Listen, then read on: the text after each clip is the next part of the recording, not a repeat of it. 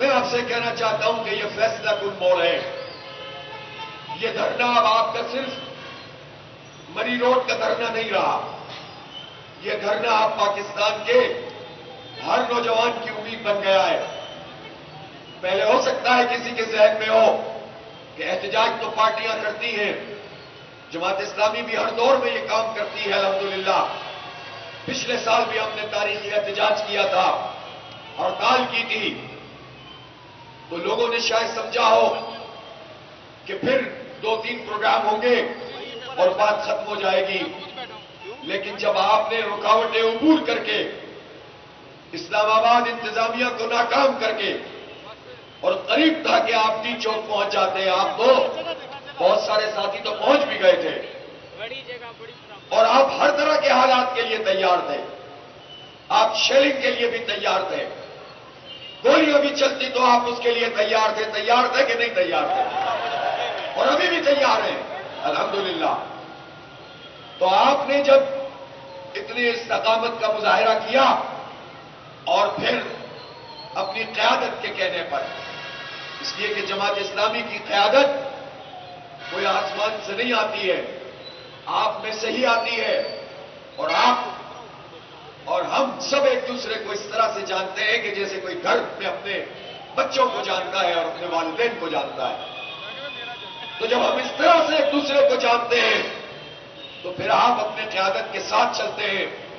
قیادت آپ پہ اعتماد کرتی ہے اور ہم نے اس اعتماد کی بنیاد پر حکمت کے ساتھ، تدبر کے ساتھ یہ طویل جنگ لڑنے کا فیصلہ کیا اور 3-4 دھرنوں کو ہم نے بالآخر پھر اس ایک دھرنے پر آ کر جمع کر لیا. پہلے ہم نے 4 دھرنوں کو ایک جگہ آ کر جمع کیا ہے اور اب یہ ایک دھرنا پورے ملک کے دھرنوں میں تبدیل ہونے جا رہا ہے.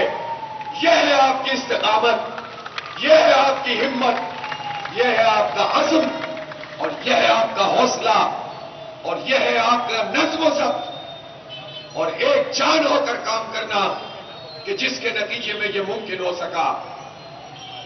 اور جب آپ نے اس ڈسپلن اور نظم و ضبط کے ساتھ اس دھرنے کو قائم کیا ہے تو اب پاکستان کے لوگ یہ سمجھ رہے ہیں کہ یہاں سے اب یہ کچھ نہ کچھ لے کر ہی اٹھیں گے. ہم انشاءاللہ تعالی اپنے مطالبات منوا کر ہی انشاءاللہ یہاں سے جائیں گے. یہاں سے ہم اسلام آباد تو جا سکتے ہیں، دھرنا ختم نہیں کریں گے جب تک حکومت ہمارے مطالبات نہیں مانتی. تیار ہیں آپ اس بات کے لیے؟ اللہ کے بھروسے پر اور آپ لوگوں کے عزم کو دیکھتے ہوئے میں اس بات کا اعلان کر رہا ہوں کہ حکومت کچھ بھی کر لے وہ اس دھرنے کو ختم نہیں کر سکتی. اسے ریلیف دینا پڑے گا، اسے پاکستان کے لوگوں کو اس بجلی کے بموں سے نجات دینی پڑے گی. جتنی بجلی کی قیمت ہے اتنی وصول کرو. تمہاری عیاشیوں کا خرچہ ہم نہیں اٹھائیں گے، تمہاری بڑی گاڑیوں کا خرچہ ہم نہیں اٹھائیں گے، تمہارے فری پیٹرول، فری بجلی کا خرچہ ہم نہیں اٹھائیں گے اور تمہاری اسمبلی کی مراحت کا خرچہ ہم نہیں اٹھائیں گے. ذرا بیان چلنا شروع ہو گیا کہ جو پارلیمنٹ کے ممبرز ہیں ان کی بجلی فری ہے، چیخ کر سامنے آ رہے ہیں، چلا رہے ہیں پارلیمنٹیرین جن کی اکثریت جعلی طور پر مسلط ہے فارم 47 کی بنیاد پر. باتیں ان کی سنو، اعتراض ان کا سنو اور ان کی حرکتیں دیکھو کہ آئے جعلی طریقے سے مسلط ہو کر گڈ پالیشین اور کہتے ہیں کہ ہم بجلی فری استعمال نہیں کرتے.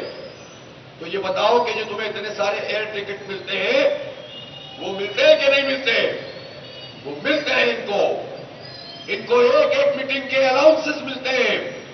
انہوں نے مل کر اس بجٹ کو پاس کیا اور اپنی مراحت میں اضافہ کروایا، اپنے پیسوں میں اضافہ کروایا. یہ مراحت حاصل کرتے ہیں. یہ تو چلو سامنے کے لوگ ہیں، لیکن جو ٹاپ کی بیوروکریسی ہے اس کی گاڑیاں دیکھیں. ابھی سراج الحق صاحب اس کا تذکرہ کر رہے تھے. یہ 2 طرح کی مراحت ہوتی ہیں. ایک تو ان کو پیٹرول فری ملتا ہے ذاتی استعمال کے لیے اور دوسرا ان کو جو گاڑیاں ملتی ہیں کچھ ذاتی استعمال کے لیے اور کچھ سرکاری. کئی گاڑیاں ایک افسر ایک ایک وزیر ایک ایک مشیر رکھا ہوا ہوتا ہے، اور صرف وزیر مشیر نہیں، ان کے جو کار خاص ہوتے ہیں ان کے پاس بھی ہوتی ہیں۔ یہ لوٹ کا نظام ہے کہ جتنا چاہو لوٹ لو، سرکار کا پیٹرول ڈلتا ہے، اور یہ سرکار کا پیٹرول نہیں ہوتا، یہ میرے اور آپ کے خون پسینے کی کمائی ہوتی ہے، اور اس کو وہ سرکاری خزانہ کہتے ہیں، اور وہ پیٹرول ان کو فری ملتا ہے۔